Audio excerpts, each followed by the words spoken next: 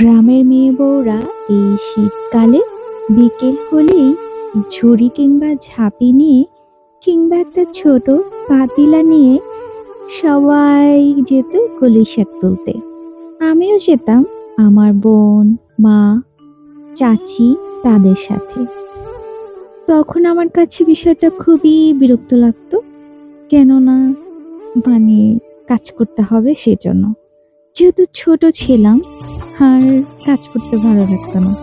কিন্তু বড় হওয়ার সাথে সাথে যখন আর সেই জায়গাটিতে নেই, যখন এই কাজটি আর করতে পারছি না, তখন সেই কাজটি মিস করতে শুরু করি।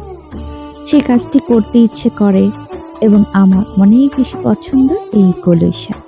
সেজন্য আমি শহরের বুকে দুটো ছোট ছোট টবে বাবার থেকে নিয়ে আসা কলই শাকের বীজ ফেলি এবং আমার এই সুন্দর কলই শাকগুলো হয় মাশাআল্লাহ। তো দেখতে দেখতে অনেক বড় হয়ে গেছে, খাওয়ার উপযোগী।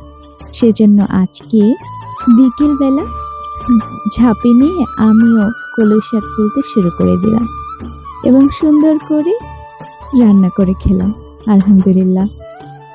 তবে সেই যে একটা স্বাদ ছিল ছোটবেলায় কলই শাকের, যারা দক্ষিণের দিকে আছেন কিংবা বরিশালের দিকে তারা অবশ্যই বুঝতে পারবেন কলই শাক কি। তবে যারা অন্যান্য এলাকার তারা এটাকে খেসারি শাক বলে থাকেন। তবে আমরা ওই দিকটাতে আমরা এটাকে কলই শাক বলি। এটা কিন্তু খেতে ভীষণই মজা। আমি তো ভাবছি যে এটা একটু বড় পরিসরে করব।